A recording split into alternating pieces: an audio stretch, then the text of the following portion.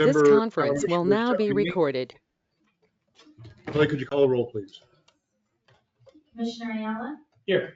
Commissioner Hudson? Here. Commissioner Cassidy? Here. Vice Mayor Cos? Here. And Mayor Field. Here. All right, can we stand for the Pledge of Allegiance? I pledge allegiance to the flag of the United States of America and to the republic for which it stands, one nation, under God, indivisible, with liberty and justice for all. Thank you, everyone. All right, Commissioners, there's additions, deletions, and modifications to the agenda. Yeah, there was one thing.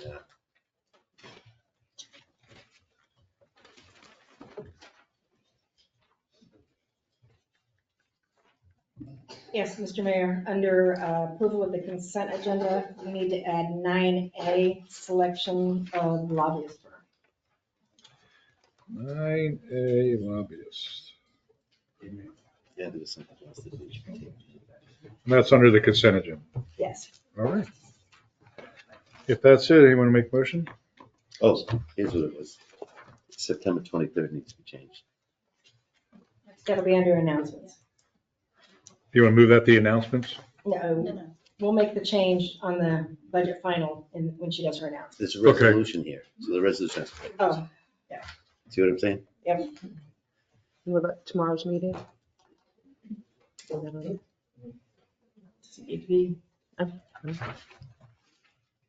right, we good?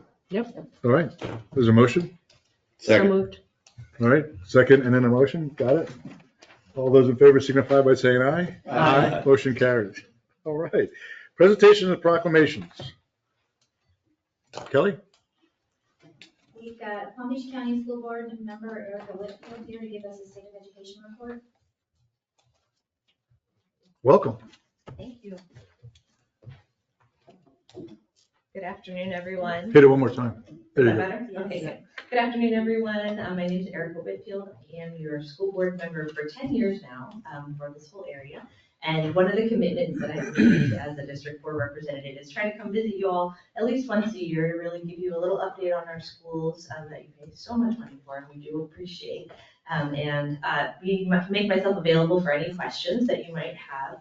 I'm going to bring 3 items in front of you today just to really briefly talk to you about what's going on in our schools, and then I'll open it up to questions. So 3 things I'm going to talk about are the grades for the surrounding area schools, so you understand some of the things that are going on there. I'll talk a little bit about our attendance issues and that we are having, and possibly an action item for you. And then I did bring a little bit of information about our upcoming referendum. I passed this out to you all, and then I put a couple of little pamphlets on the side in case anybody in the audience wants to look at that.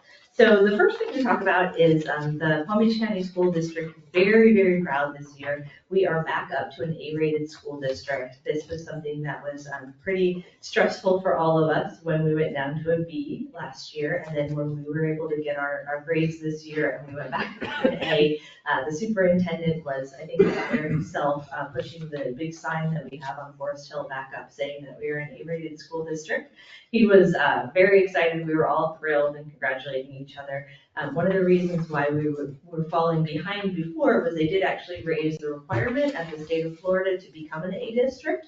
And we did raise our scores that same year, but we didn't raise them quite enough. So we weren't quite to the point where we needed to be an A-rated district. State of Florida raised the scores again this year on what it needed to be, but this time we were able to meet that and go past it. So as a district, we're very, very proud to be an A-rated district. What percentage of districts are A-rated? Well, we only have 2 urban districts in the whole state of Florida that are A-rated, so we're really, really proud. We compare ourselves with the other urban districts, so Palm Beach, Broward, Miami-Dade, Hillsborough, Duval, Orange, ones like that. They're considered part of the urbans, and so we have an urban 7 districts, and we compare ourselves with them because they have similar challenges that we do. And so we see that. You'll see some of the other districts, some of them struggle more than we do, but places like St. John's will not be an urban district, but they have a really high rating. They're usually an A-rated district. Thank you. So all of our schools have done very, very well this year. Within the area just immediately surrounding you, I just pulled some of the data just so we can talk about the schools that are right here. Your elementary schools that are closest are Forest Park, Poinciana, and Plumosa. Forest Park has maintained a C. They do struggle a bit. Poinciana is a very good magnet school, and they have a STEM program that you may know about. They've maintained a B for a few years now. And then Plumosa was one of our largest jumps this past year. They went from a C to an A-rated school. So that is a really great option for your family. So as you're talking about where people can go, that is also a choice school. It is an arts school. And so that arts component has really done quite well in that school. And seeing that jump, only 2 schools in the district went up 2 letter grades. And so we were kind of over the moon thrilled. The other one was in Canal Point. So it's the only one on the eastern side that was able to move up that high. Lantana Middle School is your middle school that you have that is maintained a C, and Boynton Beach High School is also maintained a C. It gets a little harder when you get up to the higher levels to get those A and B ratings. Some people are able to do it, and so we have a lot of hope. Boynton Beach High School received a new principal last year, and so he's been a year in the system, and he's wonderful. You all should go meet him if you haven't had an opportunity to do that. His name is Dr. Rudy Fuller, and he is very young, one of our youngest high school principals, and has a very young family. He has children younger than mine, and you see it with me, and very adorable. His wife's also a teacher.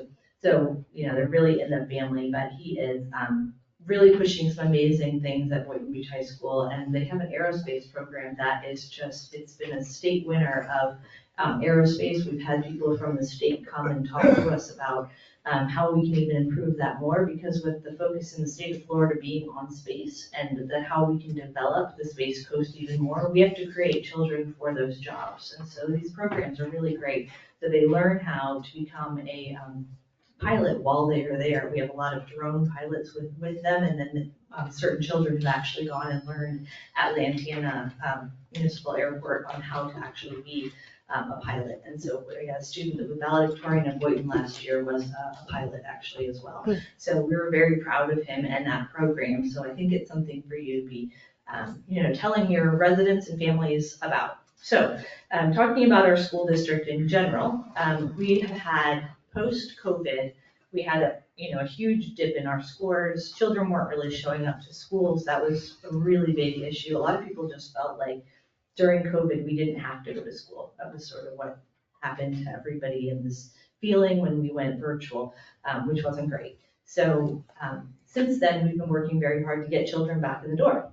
One of the statistics that we have come across that has been distressing is this past year, we had 39% of our Orange County students were missed 11 days or more last year. 39% missing 11 days or more. And a lot of that, there's children that are sick, obviously, you have, illnesses that go around. But this has gone up such a higher number than it used to be, because post-COVID, I have a lot of friends who will tell me that they don't, my kid didn't feel like going to school today. And even my 4-year-old tried that on me the other day. And I said, are you sick? And she said, no. And I said, well, in this house, we go to school because that's what we do. And so I think that has to be, and this is the task that I have for you as a commission, if you're interested, is I think we have to really change the way we talk about school back to you just go. Because when you're not there, it's very difficult for our teachers to teach. And that is our goal. So we have to get more children to stay and be in this building every day and just go as a matter of default. So the way that the governor of Rhode Island tackled it was to really bring forward the importance of attendance at all of their meetings and out in public. And they were able to actually reduce in 1 year their absentee rates by 10% throughout the state of Rhode Island. So it was a really impressive way for them to tackle this issue. And so we are doing everything we can as a school district, but I put it forward to you that we should be talking about attendance for all of our schools. So even if your children are going to private schools, they would really appreciate this messaging as well, because this is kind of a ubiquitous thing that's happened following COVID, is that people just aren't showing up as much as they need to. So this is something that could be an action item. Put it into your newsletters when you're putting out information to your residents, the importance of attendance at school and making sure that our students are there, because we have to change this tide within our communities. And then the final thing I want to mention to you is about the referendum. So for those of you in the audience that may not know as much about it, I know you all are very well versed. We had a referendum many years ago where it was a 1 penny sales tax that was put onto our sales tax here in Palm Beach County. We used to be a 6% sales tax, and then we had a 1 cent sales tax that was added on, and so then it became a 7% sales tax. That on a dollar. And the 7% sales tax, half of it went to the school district and half of it went to the city and the counties. Well, that was 9 years ago, actually. I was brand new on the school board and actually went around and talked to people about the referendum and what we were gonna do with it. We were, as a school district, about $2 billion in the hole on maintenance for our schools. We'd had some issues following the recession in 2008. We stopped spending any money on maintaining our buildings, facilities improvements, and we had to catch up. It was just really time for us to do that. So in the last 9 years, we put forward that we would collect $1 billion within a 10-year time period. We finished it in 9, so we didn't have to continue. We told the voters that they wouldn't have to pay after we got to $1 billion. So we're gonna hit $1 billion at the end of this calendar year. And when we hit that, we had the opportunity in this election to come back to the voters and ask for it again or sunset it. The county commission and the cities by default, because they were part of that piece, decided not to go for it. So the sales tax, no matter what, is gonna go down to 6.5% next year, because we are not gonna have the counties and the cities piece involved in it. But the school district has opted, and I'm very excited we have opted to go forward with asking the community to continue funding this sales tax at 0.5% and 0.5 penny on a dollar. So we are, let me tell you what we've done with this funding so far. So over the last 9 years, we have built schools, we have fixed roofs, we have changed HVAC systems out, we have fixed floors, we have worked on so many pieces of our schools to really improve what they look like. Our buildings were old and they needed to be done. Our community is growing and they needed to be expanded. We are planning some new schools for our western communities where the growth has just overtaken the schools and we don't have enough space for all the children. Palm Beach County, and you maybe have heard through the news that there were some issues in Broward where they were talking about closing schools because children weren't coming to the school system. That is not the case here. We just got our 11-day count. It's looking like that's the count that we do right after 11 days of school. We decide we really want to know how many kids are in the system and then how much money we get paid from the state, because we get paid on a per student basis. We just got those numbers back and it's looking fairly consistent. If not, we have a little bit of a gain on the number of students coming into Palm Beach County. So as long as that continues, we will not have to close schools. We will not have to upset communities in that way. And I think it really goes to speak to how proud people in this community are to go to their public schools and what a great job we're doing. I sent my older child, who's 17 now, through our school system, and I've been very proud of the education she's gotten, and I know that's the case with a lot of our families. They really believe that we're doing a great job. So having beautiful facilities is a huge part of that. The other piece that's wrapped up into this is technology. When COVID hit, we were one of the first communities to be able to put a computer in the hands of every one of our children. Those computers meant that we were able to really deal with some of that COVID learning loss better than other communities. And it was because of this referendum. We had money available to be able to go out and buy a computer for every student in Palm Beach County. We continue to give students, every student in Palm Beach County, a computer. And this really helps with equity within our community because everybody can go home and do their homework because they have the ability to do that. We've done Wi-Fi projects that you may have heard of in the urban corridor, along with the county with some of their COVID relief projects. And so that has made it so people in these schools, these students can take home a computer and do their homework at home, which is a huge thing. They're not having to go sit in a parking lot and try to get on Wi-Fi or use a phone to be able to do their homework. So it really does help all the students to be successful. And we also put smart boards in every classroom, which really has brought the technology up in all of our schools. So these smart boards, we have 12,000 classrooms. We have more than that in smart boards. These boards are huge. The teachers use them all day long to interact with the students and put different lessons up. It makes it a lot easier for the work to happen and also just makes it much more technologically advanced for our teachers. They really love it, and that's something we've been able to pull off with this. So going forward, It would be more of the same, improving our schools, building new ones, fixing the problems. Like I said, we were about $2 billion behind to start. So we got $1 billion, we were able to catch up quite a bit. There's still quite a lot to be done. There's a lot of things that people want to see in our schools that would be a part of this referendum going forward. So we all have kind of planned and hoped for it, and we're hoping the community will gift us with that again for another 10 years for a half penny. And I will stop there. If you guys have any questions, I'd be happy to answer them about anything. It doesn't have to be these things, anything at all. Any questions? I do. How many schools are there in Palm Beach County? We have Public schools. 182. We're almost finished with our 183rd, which is going to be in Arden. Wow. It's about to be finished very shortly. Yeah, really good. And we've redone some, which has been really nice to see the outcome of that. Completely flattened and started over. We've created some new ones, we're at 183. And then we also have, a lot of facilities outside of that that are not included in that. What's your average elementary classroom size? I'm just curious. So the state of Florida has a rule that we have to be 18, otherwise we have to pay fees, which they never actually made us pay, thank goodness. But the goal is 18.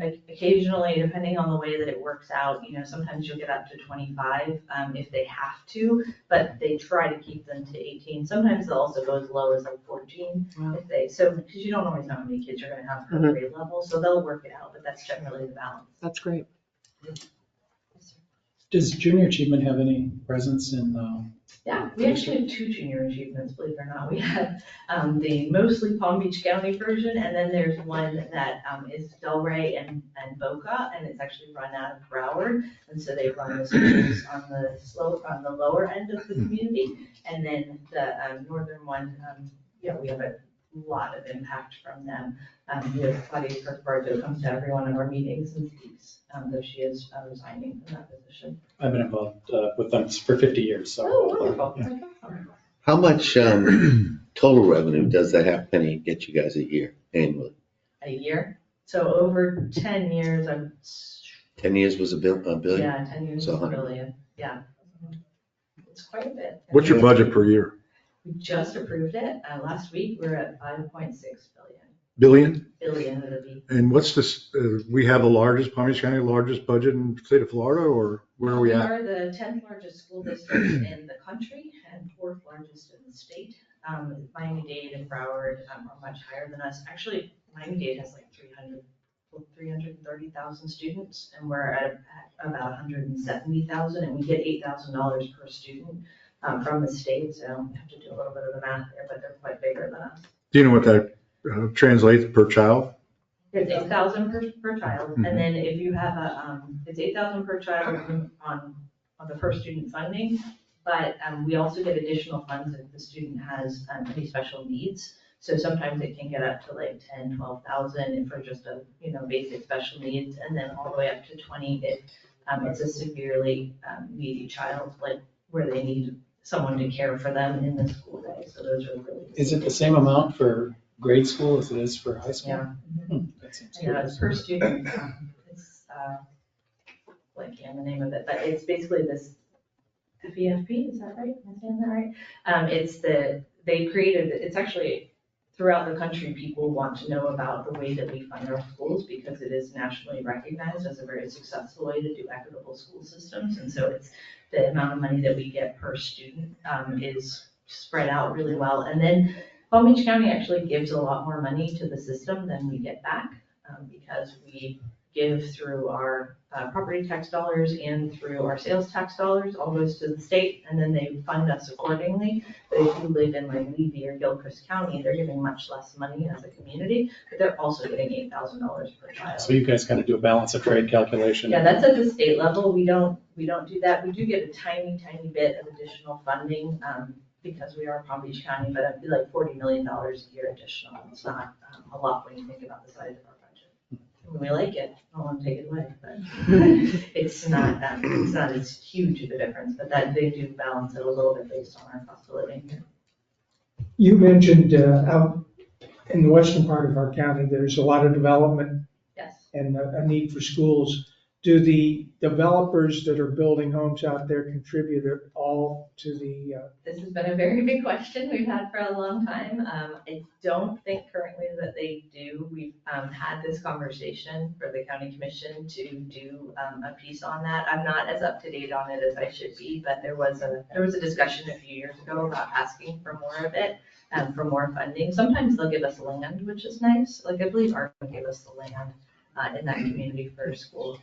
But the idea of maybe somebody putting an additional fee onto each house that's sold, I think that would go very well for us. I'm not totally sure about it. Unfortunately, I could get you more information. Thank you. thank you. Thank you. Thank you very much. If you guys ever have any questions, thank you very much. If you guys ever have any questions, please call me, please let me know, and also that goes for the residents of the community, and, you know, especially as we are coming up on this referendum, I feel like everyone in these communities that you may not have interaction every day with your schools, but what the work that you're doing to contribute to our school system really means an absolute ton for this community and for growing Palm Beach County and making it a place where people can come and live and, you know, be here to provide all the services that your community needs. So I think it's very valuable, and if you have any questions, I'm always available. Thank you. Thank you. Thank you very much. All right. Moving on to Chief of Court introduce, well, I did Officer Nails, she's not here today, right? That's correct. I was going to introduce Officer Nails, but he had a family emergency, so he's not able to make it, but he joined our department on April 29th. We're happy to have him. I'd like to make an introduction to our newly promoted, from sergeant to lieutenant, Aaron Chauvin in the back there.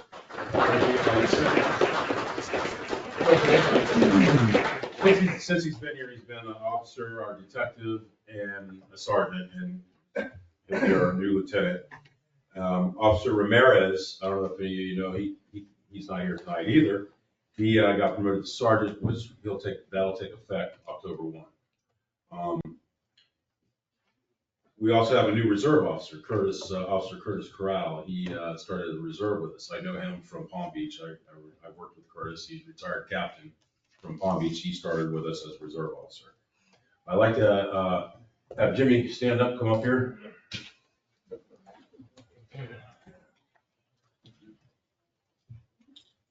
I don't know, everybody knows Officer Pylon, I'm sure. He's been around. On July 30th, he and his trainee responded to a residence, and upon arrival, he observed an unconscious male lying on the floor and his wife administering chest compressions. He took over the scene and addressed the patient. The patient was in serious condition with very slow, shallow pulse and inadequate respiration. All the color had left his body and he had fixed pupils. He was unresponsive to the verbal and painful stimuli. Within 30 seconds of assessing the patient, he had assembled and began to administer oxygen. He removed obstructions from around the patient and positioned his head so that his airway remained open. While doing this, he was explaining everything to his trainee who was observing him. Boynton Beach Fire Rescue arrived. Officer Pylon relayed this information to them for more precise treatment to the patient, saving time and helping them administer necessary measures. These efforts likely saved the male's life as he was in very serious condition when Officer Pylon arrived. Throughout the incident, Officer Pylon remained calm, confident, which in turn helped keep the male's wife calm as well. The male was transported to Bethesda, where he was listed in critical condition for several days and eventually made a recovery. I commend Officer Pylon for his outstanding medical response and issue a life-saving award. The response you gave is a great example to the two trainees who were also on scene with you and will make a lasting impression on them and the wife of the victim, who I know has personally already thanked you. Job well done. Thank you. Well done. Thanks, Jimmy. Nice to see we have officers of that caliber in our police force. All right, announcements. Kelly, you want to start with the announcements? The meeting schedule for the next month is as follows. The special town commission meeting for the final budget hearing is now Tuesday, September 17th at 6 p.m. The regular town commission meeting will be on Monday, October 7th at 6 p.m. The community standards hearing will be on Tuesday, October 1st at 10 a.m. The planning and zoning meeting will be on Tuesday, September 17th, and the board of adjustment meeting has been canceled. All meetings will be held in the commission chambers at Town Hall. The annual municipal election will be held on March 11th, 2025. There is one town commission seat open. Candidate filing dates run from November 4th, 2024 at noon through November 15th, 2024 at noon in the town clerk's office. And residents who wish to sign up to receive important town applications and use through Civic Ready should sign up on the town's website or call the town hall for assistance. You run it again? Yeah. Just checking. Okay with you? Yeah, it's good. Mr. Mayor, may I add one thing? Yes, please. This Wednesday at 5 o'clock till 8 o'clock in the Boynton Beach Police Department Community Room, FEMA will be holding a flood map outreach meeting for the south part of the county. This is for anybody in the public that has questions about the new flood maps that will be formally adopted on December 20th, but went into pending in June of 2024. It affects several of our parcels in town, changing their flood zone rating and whether they are required to have flood insurance. So that's a very important meeting. If you've got any questions about your FEMA flood insurance or whether it's needed under the new maps, they will be able to answer your questions at that meeting. Thank you. All right, public comment. Who's first? Terry, you're always first. Am I always first? Pretty much. Someone else is first. Betty? Betty's always, I don't want to be before Betty. And see if you can screen it up. I'm concerned with people trying to chop away at our right of ways. The right of ways were originally for utilities. But back in the old days when they tried to take them away once before, I did some investigation when the state was requiring people to go to sewer systems instead of what we have here in Ocean Ridge. I thought it would be done by this time. If we hold on to our right of ways, and you probably can give a pretty good estimate of them, and take a plow and plow down and put pipes in right away and connect houses east, north and south to the poles. Back in those days, I investigated it would be about 1/4 of the cost of tearing up streets and running pipes. And I think it would behoove the commission to hold on to all our right of ways and at least until we get a sewer system in. Thank you, Betty. Can you come up with an estimate on, you understand what I'm saying? Yep. The difference between, Turn up the road, re-asphalt it, and just go. oh, I also, the reason I was interested in the right of ways originally was in about 2002, we had a storm, knocked the transformer off the pole, the right of way down near the bridge, would control the bridge. The mother was also on oxygen. And within 20 minutes, FDNL had trucks. And they got a new generator and got it installed in 3 hours. I wrote a letter, which I said you could put up and see. And I said to the man, how long would it have taken if you couldn't go down this strange path? He said, probably 3 days. So, Wow. So, I mean, probably we've got more easier ways of getting to things now, but it's something to think about when we start letting go some land that belongs to all the citizens in Ocean Ridge.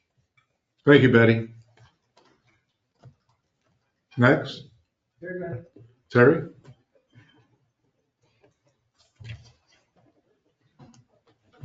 Terry Brown, Hubbard Eye South. I'm going to go back to the school board member, Ms. Whitfield. I had talked to her about the International Baccalaureate Program, which she said she failed to mention. Palm Beach County has one of the most fantastic International Baccalaureate Program, which you know is regulated out of Switzerland, and each school district must get approved by that international program. We are the proud parents of 2 graduates of the International Baccalaureate Program at Atlantic High School. And the reason why I bring this up is that a lot of people move into Ocean Ridge and spend thousands of dollars in tuition down at the Gulfstream School, then they send their kids to the American Heritage, the King Academy, whatever the private schools are, the Catholic schools. You cannot get a better education than the International Baccalaureate Program in Palm Beach County. Free. and not many people know about it, and she apologized for not mentioning it. Anyway, I have another couple of minutes, right? I've been attending the magistrate hearings, and they are doing a fantastic job. Christy does a great job, the police and the police officers as witnesses. And of course, the magistrate herself asks a lot of good questions, and she's fair and neutral. And of course, the workload, the big workload goes to the clerk, who has to carry the burden of all that effort. So she really needs some recognition, in my opinion, for the work that she does in that area. I don't know anything else about what she does or doesn't do. But the reason why I brought it up is that the magistrate made one comment that stuck with me, because a particular property had been derelict for a long time, really a long time. I'm not going to discuss particulars. You can get that information from the staff folks. But how long do we have to wait for that property up there on DeLorean property for something to happen? I mean, we're going to spend another 20 years looking at it before something happens. I mean, if he is successful to get some kind of approval to build something there, which he's been told he can't do, as I understand it, why can't it be torn down? What's the process? Why can't we expedite it? I mean, you got to drive by there, take a look at it. You live in the neighborhood. I mean, it's terrible. And we don't need another 20, 30 years as residents to be looking at that. Thank you. Thank you. Victor? Victor Martel, 46 Harbor Drive South. Excuse me for, hold on, don't put the timer on yet, please. Okay, I wrote it down just so that I don't go past your 3 minutes, but it seems that the issue of ordinances regulating residential landscaping is resurfaced, specifically concerning the heights of hedges in our town. Currently, the ordinance mandates that front hedges not exceed 4 feet and side hedges must be between 4 and 6 feet, depending on the location. Ocean Ridge has been hesitant to enforce this ordinance unless a neighbor files a complaint, which pits residents against residents, and we've talked about that before. But as a result, residents are unknowingly in violation of these ordinances. This specific ordinance has been on the books for 20 years. At that time, the majority of homes in Ocean Ridge were 1-story. But now the majority of homes are 2-story, allowing neighbors to peer down on their residents and their property. By enforcing this code, you're stripping residents of the rights of privacy that we all want to enjoy. Our former police chief suggested that we should either enforce these codes consistently across the town or remove them entirely. I suspect that many of you in the commission probably have some violations of some codes, and some of them may even be these landscaping codes that I'm talking about today. There's now residents taking photos, and that's why I'm bringing this up. There's a resident taking photos all around the town. Many of you probably aren't even aware that they've taken photos of your homes. And I found out today and the last couple of days that other homes that I don't know about, they called me and said that their homes were photographed as well. Additionally, considering there will be many complaints and violations to emerge from this unknown resident in reporting town, including some that I would ask that you place a pause on whatever further action you take on the current complaints as they go through to the violations. I would like to leave you with the following statements from the state of Florida. Selective enforcement is an action taken by the town, etc., condo associations, in order to enforce restrictions against particular homeowners and not against all violations. Additionally, selective enforcement is prohibited by the state of Florida. Now, it turned out in 2023, this is the last thing, DeSantis just signed a SB 170, which creates a powerful tool for interested parties to challenge the city and county ordinances to obtain suspensions of enforcements while the challenge is pending under certain circumstances. And it also incentivizes plaintiffs, which is the residents, to recover attorney's fees of up to $50,000 by a plaintiff in a successful challenge. City and governments in Florida and businesses affected by this ordinance, such as this issue by local governments, need to be more aware that this is a potential. This new SB 170 could open up town for litigations, which I'm sure none of us want. So to answer some of your questions, so from all this brouhaha has been kind of simmering and going through this whole week and weekend. Right. I asked the town attorney to look into the ordinance, and she's been looking into it all afternoon. So Great. until she gets with the town manager and the town code enforcement, Manny, and the town clerk, probably going to put a little pause until we figure out exactly what that ordinance does say. Yeah. Because there are some inconsistencies. And you know, the issues are heights also. The challenge is kind of like what I referred to is, you know, we all had one-story houses for 25 years. And, you know, 6 foot on the side was not a big deal. You could still, but now, I mean, my 2 houses on either side now, since I moved in, are now 2-story homes. And I'm still a 1-story. And they can sit on their balcony and look down at my pool, or my kids, you know, back in the day, my kids play in the water. It's just not the same as it used to be. So hedges, you know, even if it just changed the heights to different heights, would be probably more acceptable than what we have now. And unfortunately, the most important thing about this, and I want to keep you, majority of people in town have no idea about this at all. Has there been some selective enforcement that I'm unaware of? Well, or is it just the Well, fear? the challenge has always been in Ocean Ridge consistent, is that if a neighbor doesn't complain, pretty much for this type of thing, and correct me if I'm wrong, the neighbor doesn't complain, nothing happens, okay? So yes, I had a neighbor complain, that's besides the point. There's some gentleman, and I don't know who this is, or a person up in the north end of Florida, of the town, in the last week or two, had somebody complain against him, and they found some code violations, and now he's literally driving around town To prove that. and taking pictures of everybody.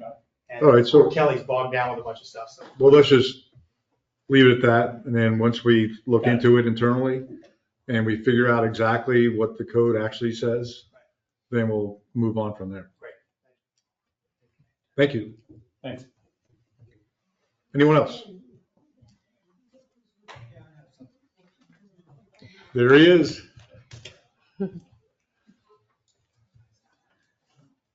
Good to haven't seen you in a while. I know. Been so busy. Joe Belmonte, 5600 North Ocean. We had this discussion on this, and it's a question that was never answered, but some of the neighbors were talking about what is the difference in height between a hedge and a tree? And that was the fight between 2 neighbors, and then one of them died, and so I never went anyplace. Well, you know, there's a funny story that Terry Brown knows the story, and Betty Bingham knows the story better than anybody. Years ago, it's probably 20 years ago on the commission, we had a debate on what a hedge and what a tree is. So this has come back around after all that time, and we'll figure it out. I'll be back in another 20 years. Discretion. Discretion. All right, anybody else for public comment? Okay, public comments closed. Let's move on to the, I have an email. what? I have an email comment. Oh, you have an email. Okay. Is it about the hedge? No. Oh, okay. All right, Dear Town Commissioners, before the commission votes to approve the August 2024 regular Town Commission minutes, I would like to request a correction. Minutes state Melanie Rodriguez expressed her concern regarding the Fayette crosswalk. I emailed the town office and asked the sentence to be changed to Melanie Rodriguez has expressed her concerns for the lack of commission support regarding the safety of the Fayette neighborhood. The answer was it would only be changed to Melanie Rodriguez expressed her concerns for the town commission. It was also stated that we are not required to have that information in our minutes. I understand the information in the minutes is minimal, but it is my understanding that the minutes should reflect the meeting with 100% accuracy. So again, I request the above information be added to the minutes for the sake of accuracy. Thank you for helping this matter, Melanie Robert Rodriguez. Okay. Is that it? All right, thank you. All right, moving on to the approval of the consent agenda. Everybody seen it? Does anybody have any comments? You made the one change, right? So We made the Add one the change, lobbyists. add the make a lobbyists, motion to 9A. approve consent agenda with the addition of 9A lobbyists. Second. Second? All right, motion and a second. Any other discussion? Just to clarify, that selection is TSE Consulting, an amount of $36,000 annually, and was the selection out of the 3 lobbyist proposals. That's correct. That's from the minutes of the budget meeting. Correct. Okay. Yep. All right, all those in favor signify by saying aye. Aye. Motion carries. All right. Number 10, presentation of tentative budget and proposed millage rate for FY 2024-25. Lynn, take the lead on this. Right, for FY 2025, we have prepared the tentative budget. We did make a couple of minor changes in our work session this evening, but down to the facts. Ocean Ridge for 2025, the total appraised value from the county property appraiser is $1,682,412,836. Our operating millage rate will be 5.4 mils, which is greater than the rollback rate of 4.9271 by 10%. We are spending a significant amount on capital improvements in FY '25 with combined 1.75 improvements in water distribution, 500,000 for water valves, 1.25 million for water mains and town service lines. Beyond that, we did authorize a reduction of force of one position in the building department this evening and a reduction of 22,500 from our special legal counsel line item in the general funds. Beyond that, the budget is for your approval. All right, so that's A and B all rolled into one. Let's move on to public comment. Are you public comment on the resolutions? We're doing a public comment after, Okay. yes, and then the resolutions after public comment. All right. Nick?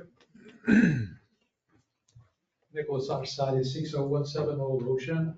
I just have to say, we're spending too much money here in this town. We're spending about $9,000 per person on the expenses. Our millage rate is almost twice at Palm Beach Island, Manalapan, and everywhere else. It's not a concern right now, but I'm afraid we are used to this spending. Next year or 2 years from now, when the value comes down, then we're going to be short. Then we have to even increase the millage rate more and more.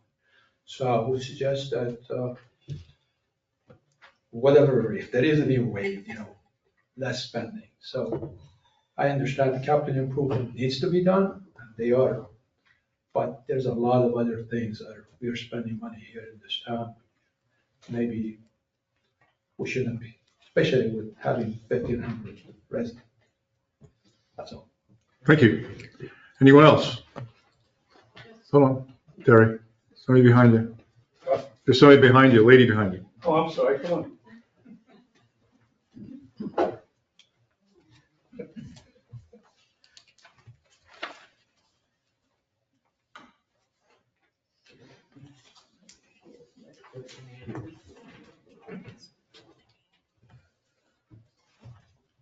Good evening, everyone. Ella Asner, 13 Hudson Avenue.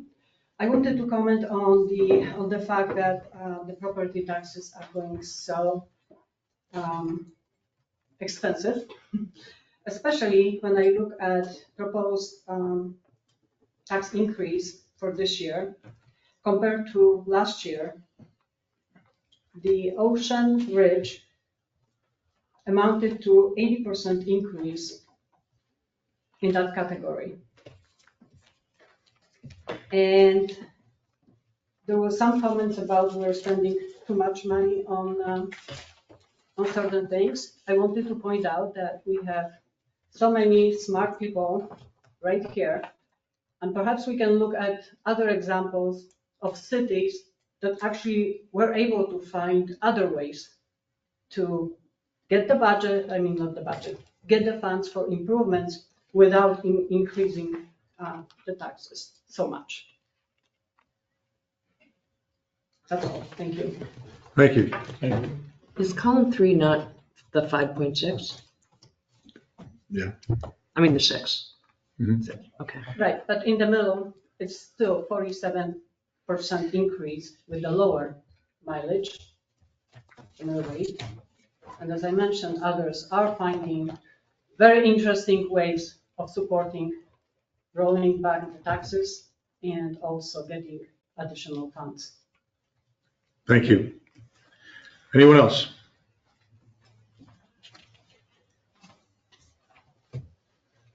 Terry Brown, Harvard Drive South. And I don't want to correct you because I like to keep our relationship good, but when you have a public hearing and the meeting, you should announce that this is now a public hearing.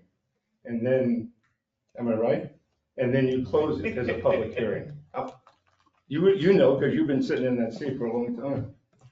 Anyway, the reason why I haven't been coming to the budget meetings, a couple of people asked me, where have I been? First of all, it's boring. Thanks. Thanks a lot, Terry. And you almost fell asleep, right? But really, my take is totally different. Now, I don't have a big piece of property and we don't pay exorbitant taxes, but we do have an increase every year. I really think that you folks need to look at additional funds going into reserve. Your interest rates are going to disappear. They're going to drop down. You're not going to be able to get these investment vehicles that you think you're going to get. You're banking on the governor giving you something, which he ain't going to do, as we know already with him. You need to, in my opinion, keep the rate at almost 6 you had it originally, is that right? Well, that was the top. Yes. Yeah. But you need more money going into that reserve. Even the little guy that comes in here and does your audit tells you need more money in the reserve. You're gonna get whacked someday and you're gonna not have any money for it. Thank you. Thank you. Anyone else for the public comment on the budget? All right, we're going to close public comment from the commissioners. Any conversation? Any comments? I do have a question for Christie. When we make a motion on what's called 2024-08, which is the town of Ocean Ridge adopting the tentative levying of an ad valorem taxes, do we have to say 5.4 or just leave it general like that? Yeah, adoption of the resolution itself is fine, because the town manager has already read what's required by statute to announce. All right. Thanks. All right, moving on to the resolution. Kelly, you want to read the resolution for us, please? Resolution 2024-08, the resolution of the town commission of the town of Ocean Ridge of Palm Beach County, Florida, adopting the tentative levying of ad valorem taxes for fiscal year 2024-2025, providing for an effective date. All right, is there a motion? Make a motion to approve resolution number 2024-08 as read by the town clerk. Second. Motion and second. Any other discussion? Any other public comment? Hearing none, all those in favor signify by saying aye. Aye. Aye. Motion carries. All right, next resolution.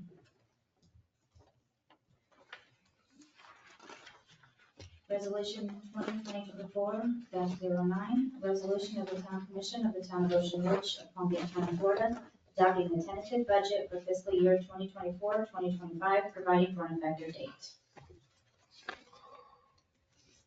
Is there a motion? Make a motion to approve resolution number 2024-09 as read by the town clerk. Do we have a second? Do we have a second? Second. Motion and second. Public comment? I'm looking at you, Terry. Hearing none, all those in favor signify by saying aye. Aye. Motion carries. Okay, announce the second final hearing on the fiscal year 2024 budget will be held at 6 p.m. on Monday, September, no, actually, it's going to be Tuesday at 6 p.m. September 17th. That's September, what's the date? 17th. 17th. All right, we'll close the public hearing now on the budget and move on to the regular agenda items. All right, discussion on the appointment of 2 planning and zoning commission positions. Lynn? We recently had 2 resignations on the Planning and Zoning Commission. We had alternate member Roger Briner and regular member Steve Bradley resign due to schedule and availability conflicts. We need the town commission to decide when they would like to appoint new members to fill this position so that staff can properly advertise for the interested parties. All right, so you want to give us any other, so what are we looking at here? Open it up for new appointments or move the existing people up? What are we looking at? Kelly? I'm sorry. That would be totally up to you guys.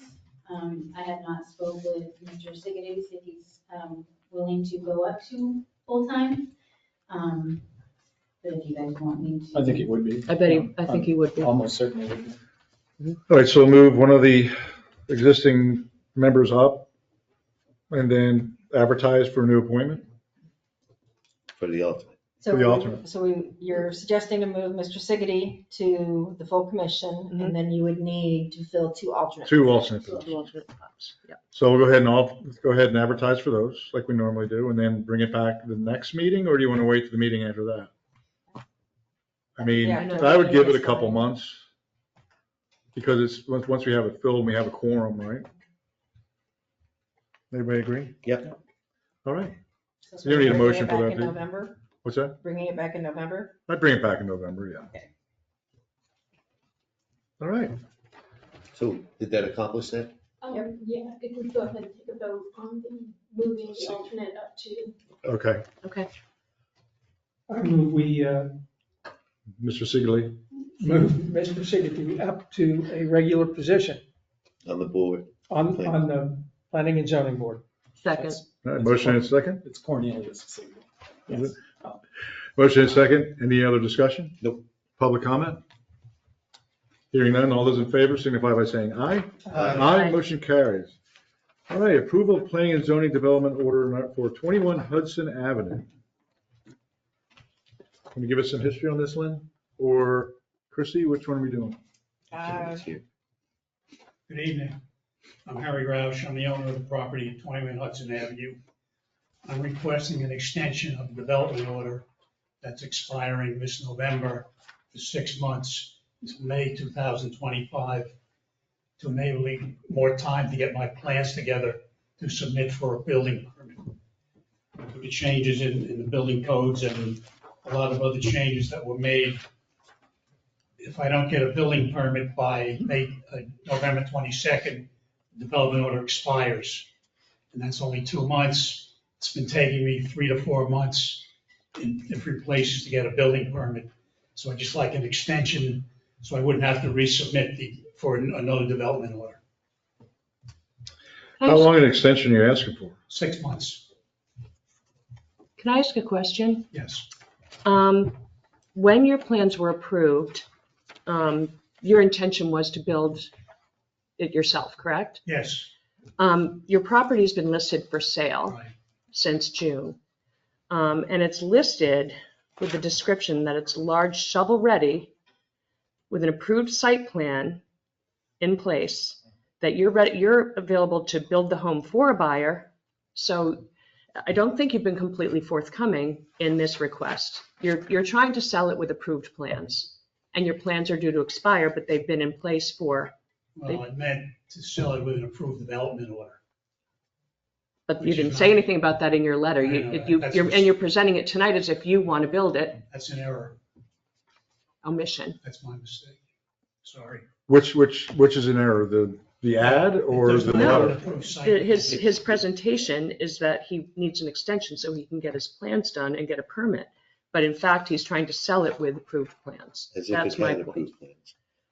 So I have a question for you. You have what's called a development order, Right. which costs $1,500. Is that correct? Yes. And then I'm looking at your letter at the list of things that have changed since you started. I don't understand how you aren't going to have to go back for another development order if you're dealing with FEMA, you're dealing with drainage. What's BFEs? Base flood elevation. Finished floor. And elevation. So all that has changed through no fault of yours. That's changed. But now when you address these issues, I would think you're going to need that step one development order to be done again. Maybe Kelly can speak to this, but I believe when his plans were approved, they were approved at the new flood requirements. Well, that's not what this letter says. Well, Yeah, I think a lot that of they were. A lot of that stuff changed. Since So your you're- plans were approved? As you stand here, the house you're going to build will be changed from the one in the development order or the generals, Aesthetically, it will not change at all. but the actual The what we structural call elements structure. will. The energy, the air conditioning systems, the product approvals. So wouldn't that require a new development permit anyway? Those are minor changes. The minor changes, no. The Elevation sounds like a was major. approved with at the current. Now, the elevation means two things. It means the front of the house. Yeah. And the FEMA, elevation yeah. above sea level. But your approved plans were met the new FEMA requirements, The correct? 10 Yes. foot rule? So that doesn't change. But if you So change that's the kind of, drainage it's plan- kind of, That was undecided up till recently. but we've all known about it since 2017, that these are the elevations they've been talking about. It's just been in process and it's been appealed, but now we know it's definitely going to happen. So nothing in the law that you understood changed, and your plans were submitted per the new requirements. So I'm confused about your presentation and your request, because it just seems a little disingenuous to me. Your plan is to sell it with approved plans. That's why you want them extended. Am I wrong? I meant to sell it with an approved development order. I wasn't far enough along to have a building. Two different things. Right. When was that improved in planning and zoning? May May 22 of 23. So, Mr. Mayor, just to back up a little bit, when you go through the planning and zoning board for development review, as you know, it's sort of an architectural board review. If you get that approval, it's a development order, it's good for 18 months. If you get close to that 18-month expiring, you can come before the commission and make the request for good cause shown to have that 18-month period extended. So that's what the applicant is doing tonight, to extend that 18-month development order. So your decision tonight is whether or not good cause has been shown to extend it an additional 6 months. And if we don't extend it, how much are you looking at if you had to if you had to redo the permit process and everything else here? It's a minimum of $1,500. To go back, it would be 1,500. Correct. And the point was made about potential changes, and yes, if architectural features change beyond just minor product changes, then you would have to go back through development review. So if a new owner decides to change the aesthetics, the appearance outside, then yeah, they're gonna have to go back through. See, Mr. Ross, the problem we have here is that over the years, this has happened where we have people come up and they say that they're going to do this, they're going to be building homes, and we extend it. And as soon as we extend it, it's usually sold, just as was what Commissioner Cassidy's pointing out. And we've been burned very, very many times because of that. So that's why we're giving you, a little bit of a hard time here, because of the fact that we have been burned. So the veracity of your letter here comes into question because of the inconsistencies, again, it's consistencies word, that we're seeing from here and what has been printed out on basically a sales, trying to sell the home. So you have to look at our point of view that, are you doing this just so to sell this as a package to somebody coming in? And the longer you extend it, the longer you have in order the time to sell it without having to invest another $1,500 into a new development order. So that's the reason why we're asking these questions. So what is the pleasure of the commission? Commissioners? I'm not, So basically, by denying this, we're leaving him with a property to sell that has an extensive, plans that have been done that someone would presumably have access to, or he would provide, and that buyer would then have to come to the town and pay the $1,500 to go through the process, right? Which is probably what they're gonna have to do anyway. Right. Because they're probably not gonna build the house exactly the way, Yeah. if he doesn't build it, then they're. And I just, the whole concept of good cause, I don't see it. I can understand why you're trying to push this down the road, because the last sentence says it. In My addition to problem is, sudden if I rapid, applied for building department tomorrow, I probably wouldn't make the November 22nd deadline. right. But the further you push it, I would think, if I was in your shoes, I'm hoping the interest rates go down, which will then get rid of your financing challenge. I'm not a fan of relief, unfortunately. 3 months make a difference. Dave? I don't know, we have been burned as a town on these deals. We've got a number of lots that we offered something like this and sold, and place got knocked down and nothing happened. And I don't think I can get behind it. You seem like a perfectly nice guy, I just don't, I think this is a little thin. Okay, Thank you for your time. thank you. Public comment. Hearing none. Anybody want to make a motion? We're gonna make a motion to, I move that we deny the request. Yeah, this actually, I move to deny the additional 6 months for 21 Hudson Avenue development. Second. motion and second. Any other discussion? Hearing none. All those in favor signify by saying aye. Aye. Motion carries 5-0. All right, moving on to number 13, resolution 2024-10, resolution of the Town Commission of the Ocean Ridge, Palm Beach County, Florida, adopting budget amendments for the fiscal year beginning October 1st and ending September 30th, 2024, and providing for an effective date. Lynn? In April, the town awarded the contract for the North Ocean Boulevard Water Main Project to Foster Marine in the amount of $2,482,990.60. When the budget for FY24 was developed, I did not ask for updated estimates for the project and thus had budgeted the original anticipated estimate of $900,000, leaving a deficit of $1,582,990.60. This budget amendment amends the general fund revenues and expenditures, as well as the capital project fund revenues and expenditures, utilizing existing cash reserves to fund the remaining portion of the contracted project. The need to make the amendment was discussed at the April meeting to ensure that the commission understood that this amendment would be necessary, and I recommend passing resolution 2024-10. All right. Public comment. All right, commissioner comments. Bookkeeping. Want to make a motion? Carolyn? Sure.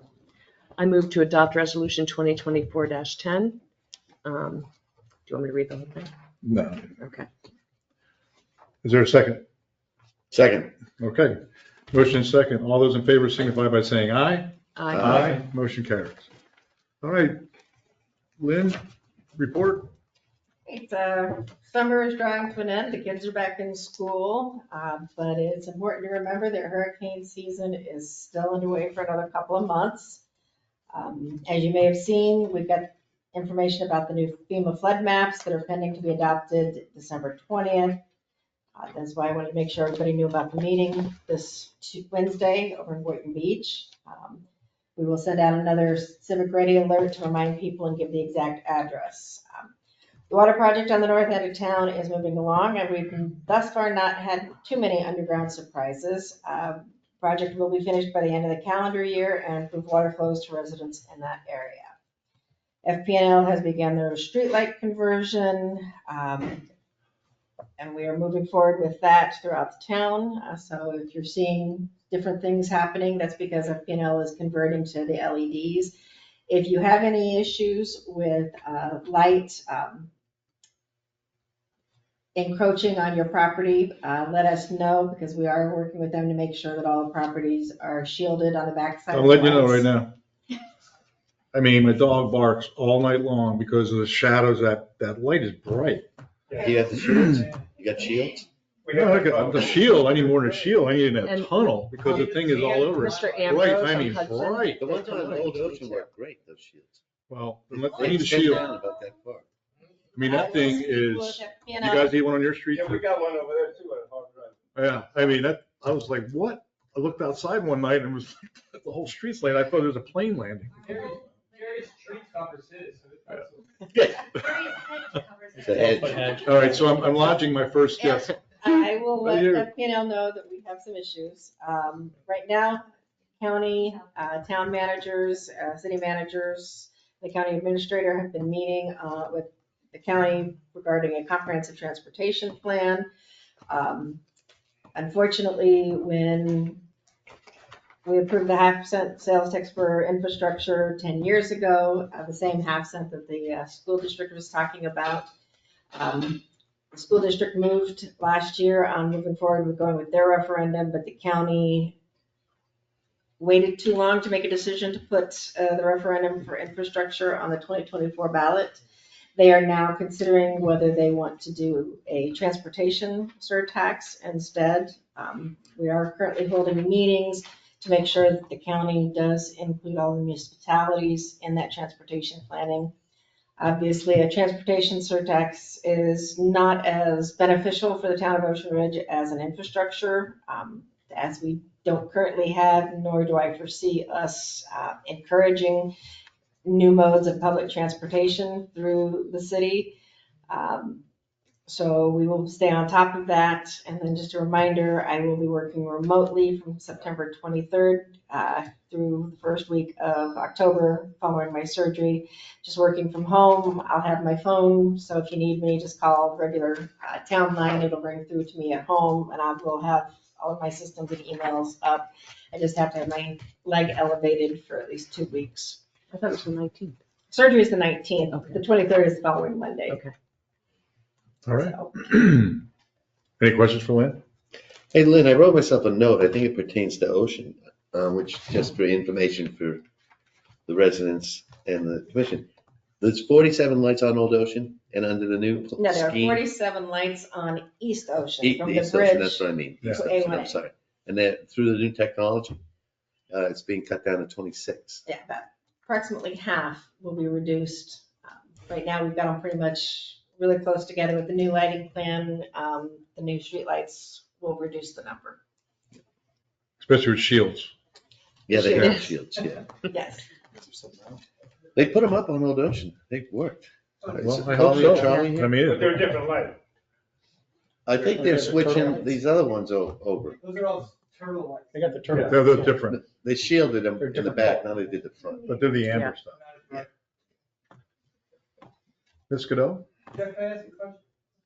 Thank you, Mr. Mayor. I just want to comment on the question that Commissioner Hutchins asked our school board representative.